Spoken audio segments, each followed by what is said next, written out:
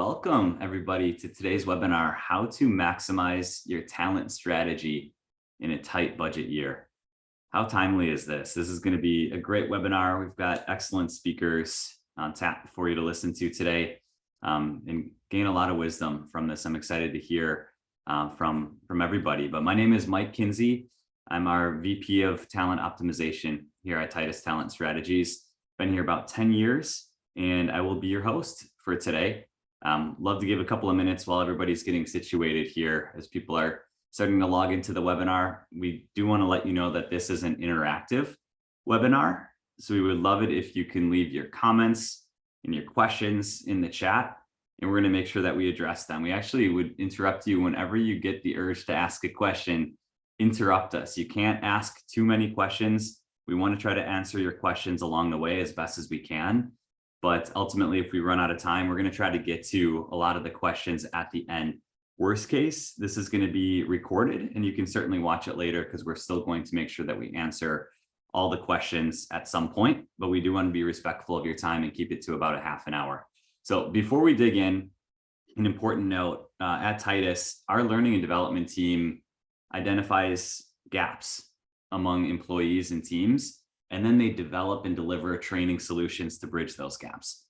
Super important. And obviously this is going to be something we want to provide to you all as well, if it's something that you could find to be beneficial. So towards the end of the webinar, we'll make sure that we have a QR code that you can scan, and then you can check out our current learning and development offerings.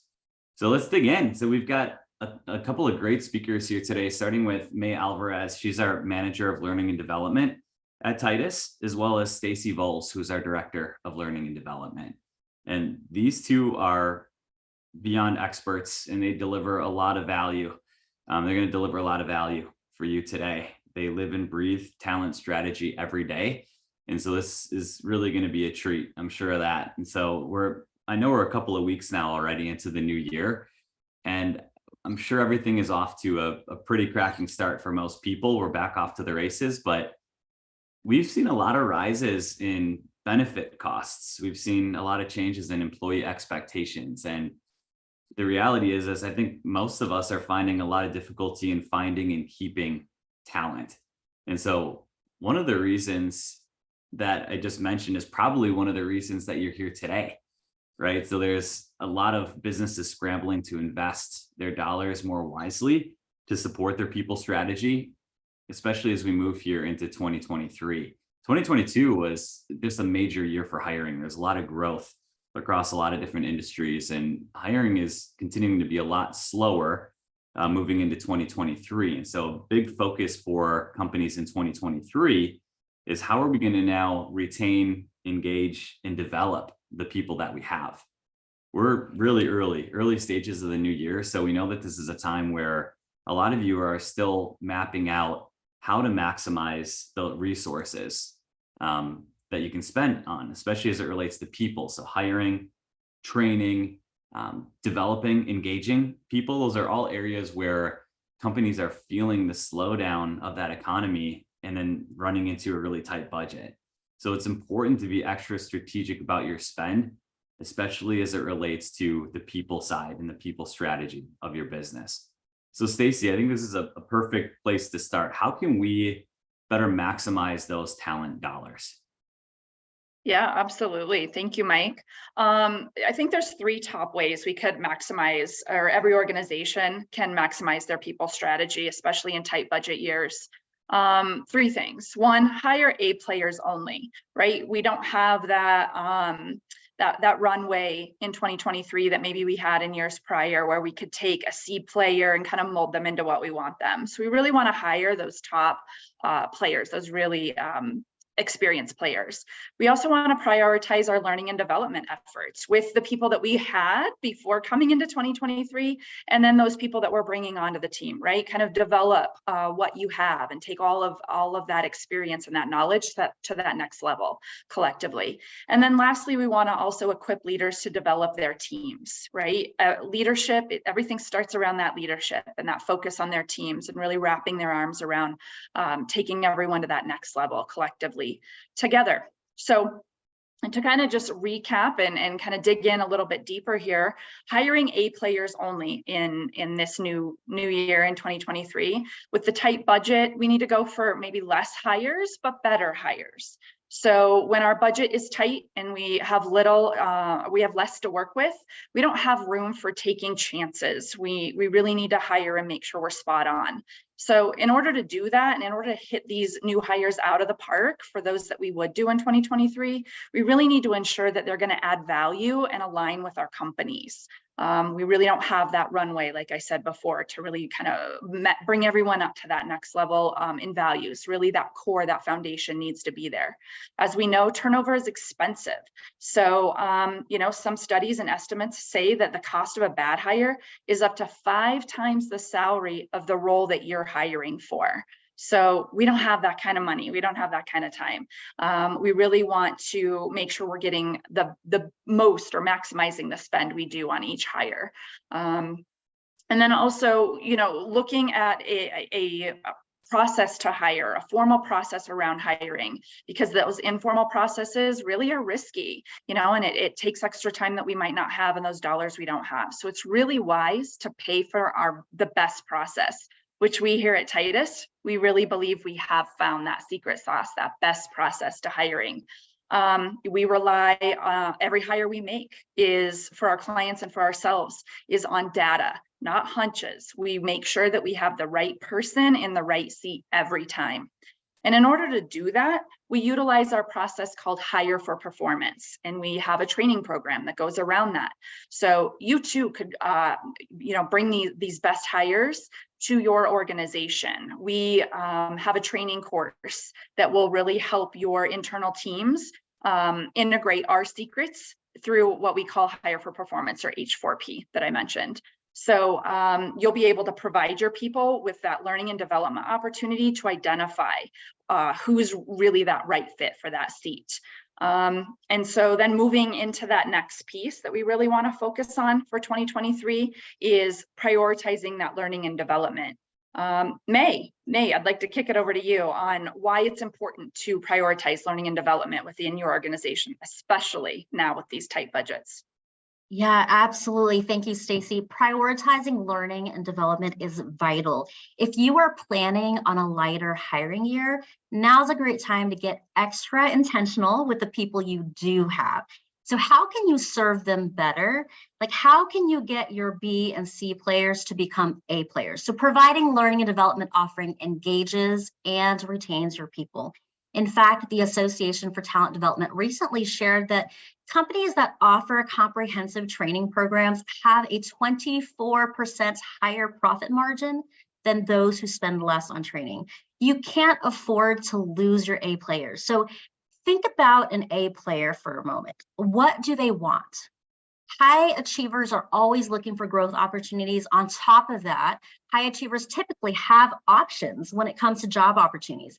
This means if we do not have a competitive learning and development opportunity, we're set up to retain people who maybe don't care as much about growth and possibly lose our A players. You can't afford either, though, to leave your B and C players where they are. Not everyone's an A player, but you do have people with high potential and the desire to grow. So this is where we need to ask ourselves, what are we going to do to make our good employees great? Do they have the tools they need to get to that next level? We're paying them, but we're not getting their full value as is. So making learning and development a priority makes employees more valuable. Finally, you can't afford to let your people fall behind in developing key skills. 93% of employees say they will stay longer at a company that invests in their development. Companies that prioritize learning and development are going to have a competitive advantage. We want our people to be consistently updating their skill set so we can stay on top. With the right learning and development opportunities, we see a return on productivity, innovation, and a commitment from our employees. On this next slide, let's be honest, not all learning and development opportunities are created equal. Just as we want to be intentional with our hiring process in a tight year, we need to make sure our training dollars are spent strategically. Here are 3 ways that we can do that. First, Avoid a one-size-fits-all approach to development. Instead, let's factor in the individual strengths and aspirations for each employee and form a learning path out of that. And instead of offering every course available, focus on the more personalized, curated, and role-based learning. Every employee is going to have different skill sets. Mandating a training for a large group of people could be a frivolous use of your training budget. In worst case scenarios, it might actually hurt your company because employees might be annoyed to have had to take the time out of their day to attend a training that they don't see the value in. Additionally, individualizing career paths and development opportunities works wonders in showing our people that we value them and their unique abilities and career goals. Also, you want to customize trainings to address specific pain points. When you go to the doctor, you get the diagnosis before you decide what treatment to begin, right? The same is true of training. You want to make sure you know what issues are there or what initiative your company wants to focus before selecting a training option. Additionally, training on the wrong topic, I think we've all seen this in organizations previously, or the wrong level or at the wrong time even will often waste the participants' time and organizational capital. So our learning and development team is happy to help you discern your unique needs so we can target your training budget where it really matters. We also encourage to do follow-up training with resources to ensure that the learning sticks. We all know how easy it is to really get excited about something we learned and then does anybody do this? You just forget about it. They're like, what did you learn? You're like, that was awesome. But what did you learn? And you're like, oh, and then you maybe remember one sentence, right? We are in a time where each of us are bombarded with information. And it's been said that an individual needs to engage with materials 7 times before they can actually retain that information. And so we definitely want to make sure that as we're training, if employees aren't translating learnings into changed behaviors, we really aren't getting the ROI we're looking for. So it's critical that we provide follow-up on any development experience. This might involve follow-up sessions, readings, reflections. It could be as simple as integrating the learnings as talking point in weekly update calls or one-on-ones. We want to regularly talk about what we've learned and how we're continuing to change our behaviors based on those learnings. If you are utilizing our Titus U offerings, we're happy to work with you on a follow-up plan for ensuring that learnings are producing the results you're after. Now, we've talked about L&D on the organizational levels and with all team members. Stacy is going to dial it in and discuss on equipping leaders. Stacy.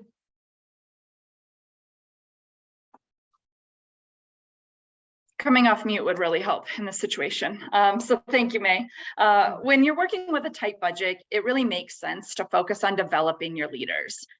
Leadership has a unique impact on your company at every level, if we're honest. So leaders should have that trickle-down effect on the entire company, and they should know that and have that kind of vision in their scope with every decision or every conversation they have. Everyone in your company benefits from the great leadership, and investing in leaders is therefore investing in everyone in your organization long-term. Leaders are really culture agents. So if you want to improve your workplace culture, a great place to start is developing the leaders. Leaders can set into motion a learning culture that trickles down throughout every part of your organization. When leaders are developed, they can then in turn develop others on their team. And everyone wants to work for a great leader. We all know that. And everyone grows under this great leadership. So we just cannot stress enough how important this piece is, investing in your leaders. And then getting even more specific, there's 2 key skills we want our leaders to have always, no matter what the situation is, but especially when budgets are tight. These 2 skills have a massive impact on the rest of the company's development, and they are feedback and coaching. So feedback, if our leaders are experts at giving feedback, the good, the bad, the ugly, we know our people are being developed. If you don't know areas to focus on or develop further, you can't get better. We all have been in situations where we know we didn't perform at our best, but we didn't hear anything from our boss on how we could have done it better. We just kind of get stuck in our own thoughts and we kind of beat ourselves up. But getting that unity, that coaching through that leader on calling out where we know we need to work on and not feeling alone, really can help us take our initiatives and our productivity to the next level, because a lack of feedback really makes you feel unseen and unvalued to the organization or to your team. So a scenario that we often see leaders shy away from is giving that tough feedback. Or sometimes maybe they just jump in and they're rather abrasive with this feedback, right? And it really feels targeted and demotivating for employees, even though it's true. It's, delivery really does matter, the package that you deliver it in. I think back to when I knew I could have done a better job, and the feedback I got from my particular leader at that time was really hard to swallow, even though I was already thinking it, even though I knew it was true, because it felt more like a reprimand, right? I was really being like poked at, instead of him coming at me with like that coaching, let's grow and perform better going forward. Let's kind of get over this hurdle together. And then in line with that, coaching, right? Coaching really kind of helps everyone get to that next level, or kind of gets over that fear of that feedback. And so we do offer a course, we call it Feedback as a Gift, because this feedback really is a gift. And it provides leaders with the best practices for delivering that feedback with clarity and kindness for continued growth for the person in that role. So really this feedback as a gift, or this kindness and feedback, is moving a C or a B player to that next level, to that A slot that we're really looking for and striving for. And this is done through clarity and care in the feedback, and a unity of let's do this together and let's coach through this. And that leads me to the coaching portion. It's all about empowering people to really set and meet their own goals. When leaders go from managing, kind of that micromanaging, is this task done, is this task done, into that more of that coaching approach, they become development agents for the people on their team. This in turn puts less pressure on your training budget, because your leaders are out there developing your people through effective one-on-one conversations constantly, right? It's not a set intention of a conversation that someone has to dread. It's just an open, caring conversation that a leader has with their direct report.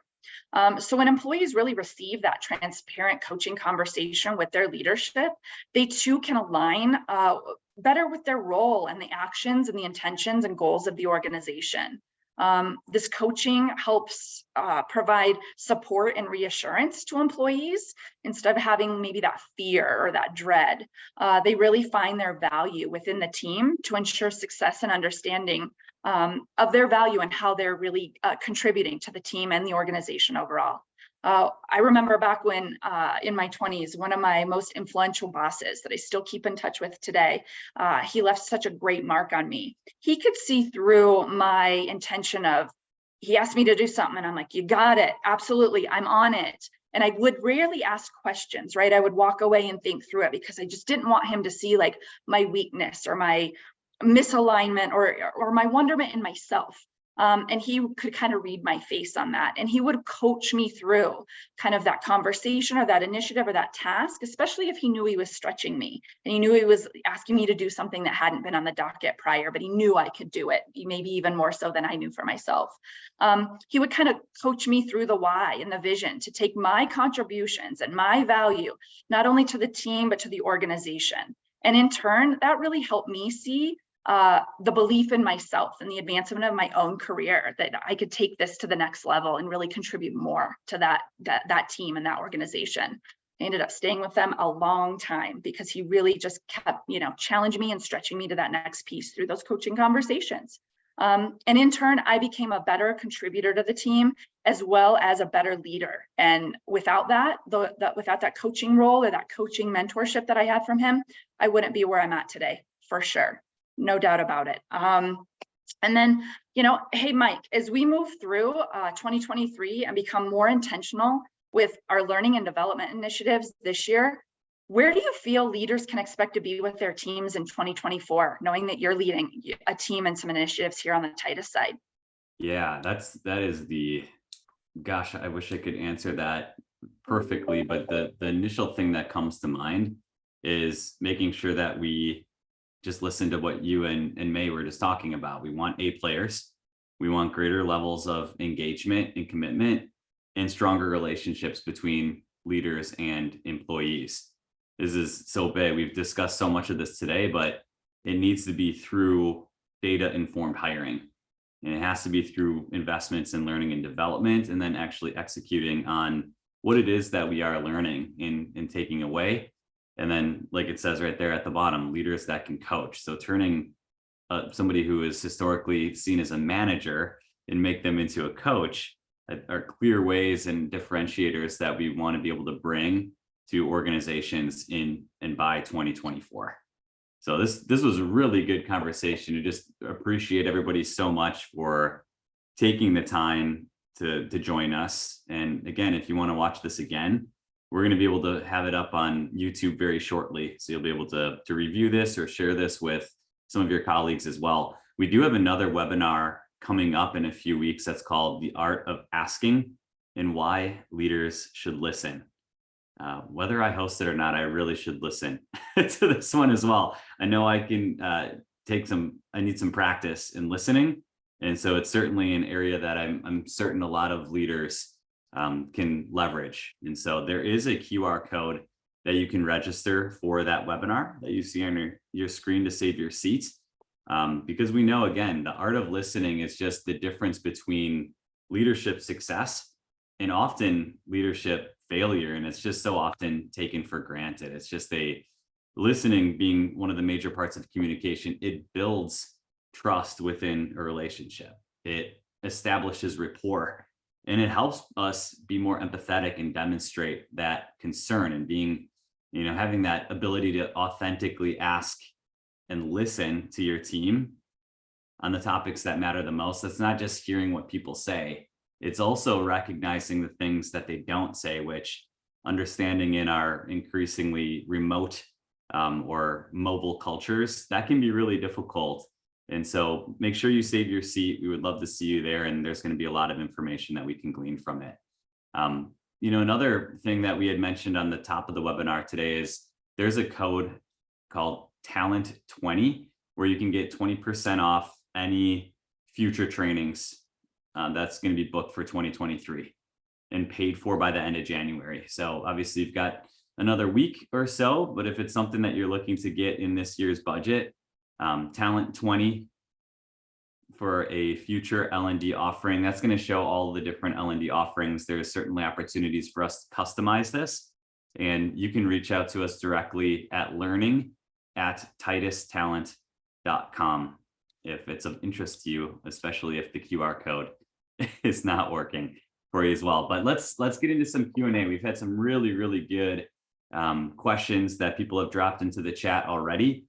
If you're still interested in asking questions, we're here for you. We want to answer those as much as we can.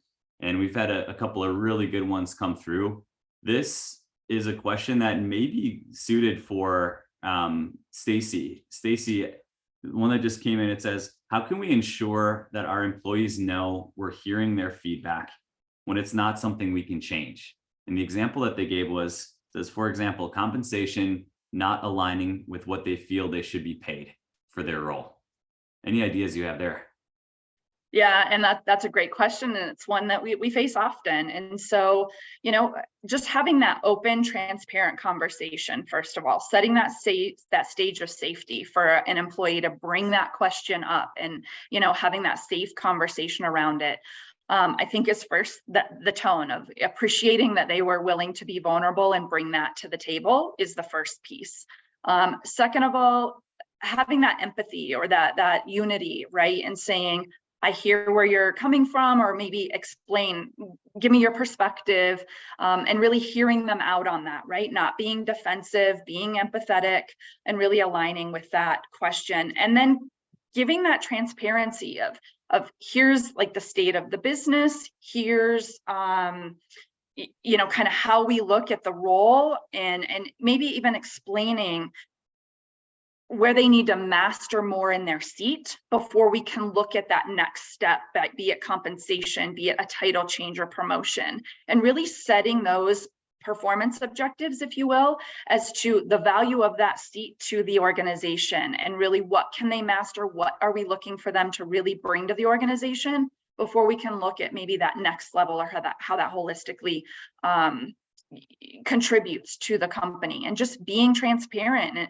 it's hard to say sometimes, because sometimes you're a B player and I've got to find a way to tell you you're a B player before you can get to that A player and that promotion. But really being kind with your words, but transparent, is going to help you through that conversation. Yeah, I think that's all really well said, Stacy. The only thing I have to add to it is people know when they're being sold or when they're being fed something. Yeah. And so it just becomes critical that you don't try to say, oh, well, just remember the flexibility that you have here, or the potential. It's just as what you said, it's acknowledging and being empathetic to the way that they're feeling and appreciating the feedback that they have, and really making it known that you are going to go to bat for them when it comes to certain things like compensation. But usually when you're going to bat for somebody, it comes with, okay, what are the skills, the value alignment, the behaviors, the performance objectives that are necessary for you to get that next bump, right? So it's not just a bump for the sake of getting a raise. There's usually things that need to correspond with that, and building that with leadership, and then being really transparent with the direct report is the next big thing. So that's a great question. All right, May, I've got a question for you here. So how do you hire A players when you can't compete with the high-end budgets in the market right now without your search taking too long? That's from somebody here, Matt. Matt's a great question. May, any thoughts? Yeah, that's absolutely a great question. I think lots of employers and hiring managers are asking that question right now. But we have what we call the 30% non-monetary increase. A players, while a lot of them may be likely to consider making a move for an opportunity that has an increase in income, there are A players who are not just in it for the money. They want to know that they're going to be able to experience job stretch, job growth, and job impact. Like, they want to know, how is the role that you're offering me superior to where I'm at? Is it going to allow me a little bit of growth opportunity? Like, am I going to be able to stretch in maybe I have all this experience, but I want to do something I haven't done before, and it's a little bit bigger than my current job opportunity. So they're looking for that. Like, what is the growth? What is the stretch for me in this? And the other thing is, there are A players who are really in it for the impact that they're going to make. What kind of leadership opportunities might you be able to offer to this A player, or what kind of impact might they be able to make because the company is well versed in like community impact? Maybe your organization is really involved, and that would make a difference. Maybe they just want to see, how else can I grow in the role that you're offering versus the role that I'm in right now. So while yes, we want to make sure that we are, able to bring in those A players compensation wise, again, it is all about the full package and not just the dollar amount.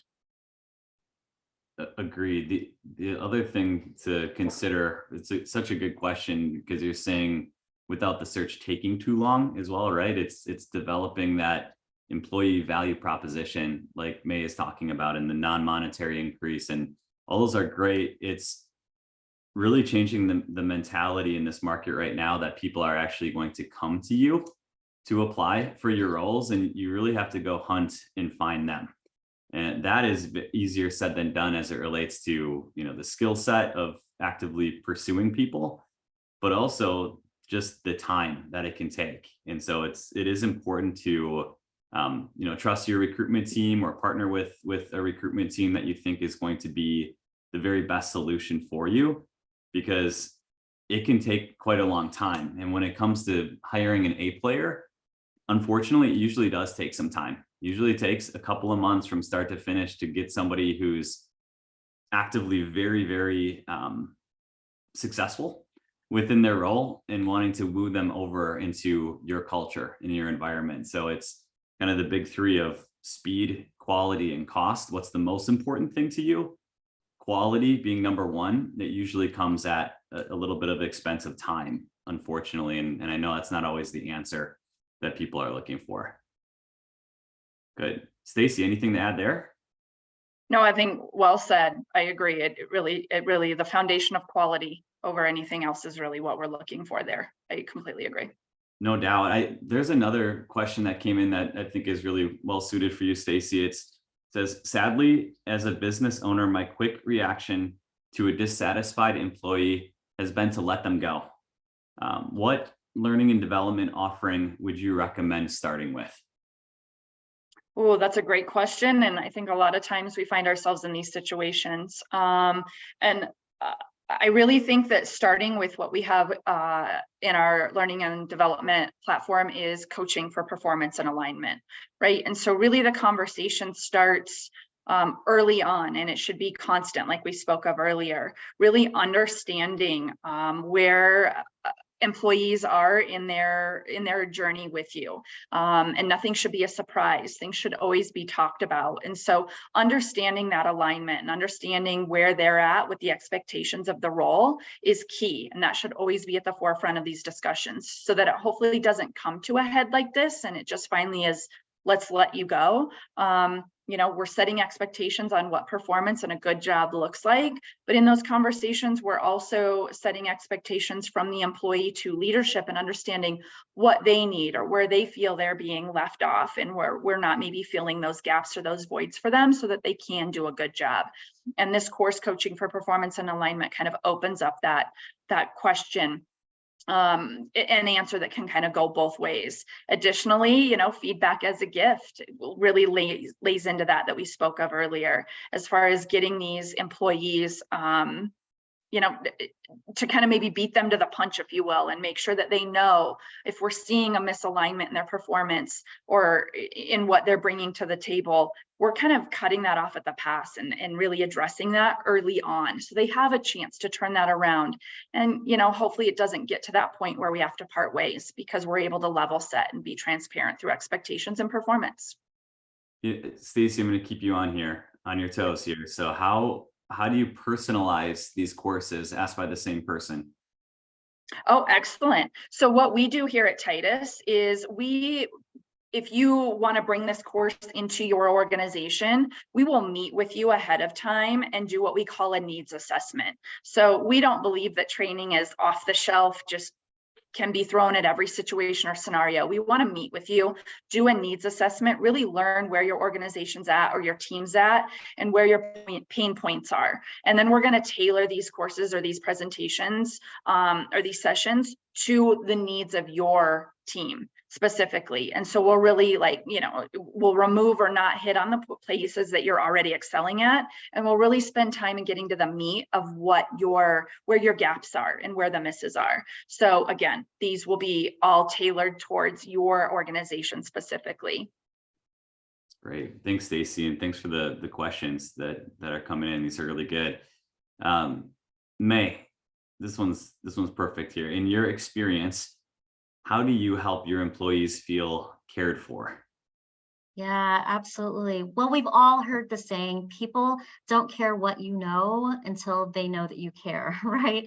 So in every relationship, be it, a team member, direct report, manager, there's always going to be the need to build rapport and trust, and really showing that person that you're interacting with, your employee, that you care for them as a person, not just professionally, but also personally. So I think taking the time to get to know them and building that relationship, showing them that you have their back and that you are in it for their best interests and that you have their back and you want to see them grow and develop, I think that is going to be the best way to really help an employee feel like you care. But you can't be inauthentic. It's not like let me just go through a checklist. Like, you genuinely probably have to care in order for them to feel it, because we all know when people are blowing smoke, right? So it's got to be authentic. You've got to genuinely care for the person. And I think in doing that, you're going to take notice of things they say, things they do, and you're going to know when something is off and be able to talk to them about it.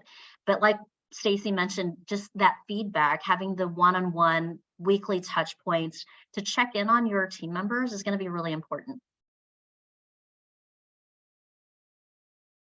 That's amazing. Totally well said. And it goes pretty well with then how do you do this? And so Stacy, how often should managers meet with their staff to keep track of performance and development opportunities? Excellent question. And we're seeing a pivot, right, in recent years of maybe the old school approach to what we find more effective now. And that is, like May said, those at minimum weekly touch points, bi-weekly touch points of just the quick touch base check-ins, right? How are you doing? What do you need to be supportive? How do we make sure that we're all aligned and kind of discuss things as they come up and stay relevant? But specifically to really keep track of and stay on those performance and development opportunities, at a very minimum, it should be quarterly, that we're really deep diving into those measurable portions of that role, setting those expectations so that there is no surprises, right? And we're making sure that we're winning towards those objectives when we meet weekly or bi-weekly. But those quarterly conversations that really deep dive into those metrics, make sure that there are no surprises. And you'd be surprised how quick those 90 days go, right? So when I say quarterly and you're deep diving into every little measurable of the role, that really flows and really keeps the momentum going. So there's no surprises. And, we start seeing that improvement in trajectory and that performance. And I think that probably will surprise a lot of people. A lot of our partners have an idea that maybe annual reviews are the best. So that's just the way that they've been doing things. Do you feel like this does kind of go industry agnostic, or is this specific to kind of just the standard typical business world? I think a lot of business owners would argue with me to say there's not the time. We can't do this quarterly. What a daunting task. But if you touch on performance metrics and you talk about performance more often than not, you're really going to see folks really eyes open, alignment come. And so, no, I don't think it's industry specific. I think that every organization can benefit from this. And, we'll see that change in that performance and that engagement, because there won't be those conversations anymore of, well, I didn't know what you were expecting or what you needed or wanted from me, because those expectations are there. They're clearly defined and they're constantly focused on together in that coaching way. So no, I don't think it's industry specific. We all benefit from it. I agree. I mean, we work with healthcare and construction and some of the ones that are typically, and I know we're all go, but there's typically ones that are maybe more off-site, or they don't interact with people nearly on the day-to-day like you would in a typical business environment. But I agree, you have to make the time to be able to do that so people feel cared for, but also so they know where they stand and where they need to improve. And I bring up this example a lot. I think of sports and I think of coaching. I'd hate to coach somebody after the game is over. I want to coach them in mid-game so that they can make those pivots and adjustments so that we are mutually accountable for the success within that role. So, I think this is one of those times where we've got 2 more questions left. We'll get to the 2 questions and then we'll make sure that we hop off and let people go. And obviously, again, you can check out the recording after, but one more question for you, May, is they said not to spill your secret sauce, but at the high level, how do you train and help develop managers to be more engaged with their staff?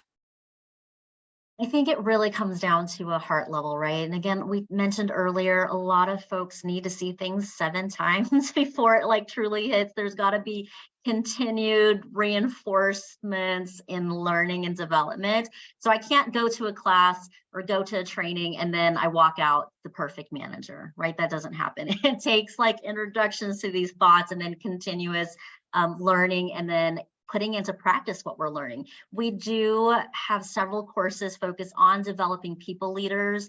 It's called Turning Managers into Coaches. It includes lead by coaching. We really want to start to see managers see their roles more as the coach than a manager, right? To get out of that, I've just got to make sure all the tasks are done, to I really care for you and how can we get there together and what do I need to do for you in order to grow. And then coaching with authenticity. Again, you have to be real and raw and authentic with your people. And it really is an internal work as opposed to material I can hand over, but also having coaching strategies in place. We definitely want to make sure that you are employing the strategies that work best for your people and for you and your personality, because everyone is different and everyone is going to receive differently. So there's a lot more to it than could be answered in a couple of minutes. It's very fair. Very fair. Yeah. Last one here is, Stacy, and this is very valid. Do you see a shift away from the classic HR presence that companies have, and they're now focusing and training more people on L&D? And if so, which is kind of leading because it probably is a yes, but if so, why? Why are more HR being turned away? Absolutely. And you're right, Mike. Yes, the answer is yes. The traditional transactional HR is where companies are spending less money, right? And it's more on that strategic partnership or that development partnership and someone that can really spearhead that initiative. And so we definitely want to focus on that learning and that coaching piece of the equation, and really getting folks to understand that alignment and where they're going with the organization, and knowing that the company has a strategy to invest in them and really, unify and elevate their strengths to kind of take everyone to the next level and align for that overall goal and mission of the company. I hope that answers your question. I know on that particular topic, I can go down a rabbit hole and stay here a while, and we're getting towards the end of the time, but really uniting and unifying everyone's talents and strengths is really what's going to help us take it to the next level. Great stuff. You're right. We're out of time for today. However, hopefully we see you again, the art of asking why leaders should listen, February 16th. That's at 12 p.m. Central, 10 Pacific. Get on there, save your seat. Looking forward to talking with you all soon. And thanks for joining today. Have a great day.